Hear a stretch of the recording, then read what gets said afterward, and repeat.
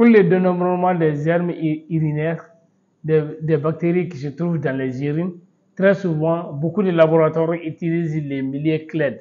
Bonjour et bienvenue dans cette vidéo où on va vous parler de l'utilité et de la composition du millier CLED. Les milliers CLED, CLED ça veut dire cystine, lactose, électrolyte déficient.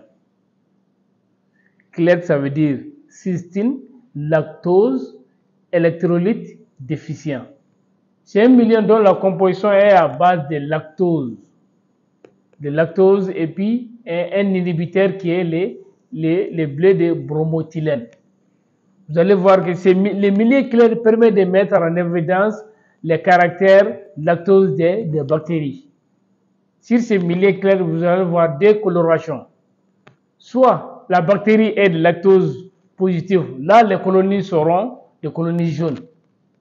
C'est-à-dire l'acidification des milliers. Acidification des milliers conduit au lactose positif.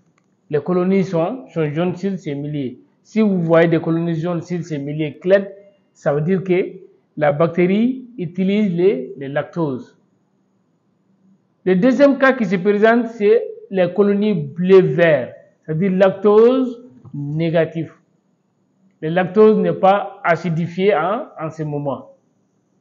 Et le millier CLED qui est là est utilisé pour le dénombrement des germes urinaires qui permet aussi de mettre les caractères lactose des bactéries. Ici, nous avons un exemple sur le millier CLED où vous allez voir comment se présentent les colonies jaunes sur ces milliers. Ici, lorsque on va approcher un peu du bec benzène. Si on ouvre la boîte, vous voyez comment sont ces colonies qui sont jaunes.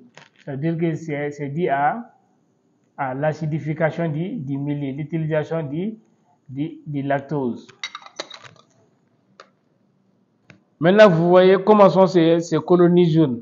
Et les bactéries qui ont des colonies jaunes sur les milliers CLED, et puis ça peut être Escherichia coli, les citrobactères, les enterobactères et les Klebsiella.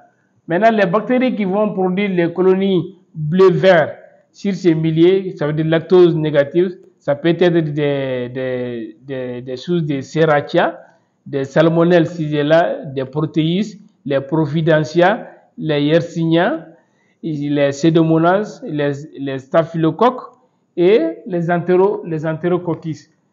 Maintenant, vous voyez, pour l'identification très rapide, souvent les germes urinaires, on ensemence, et pour le dénombrement des germes urinaires, on ensemence les milliers CLED.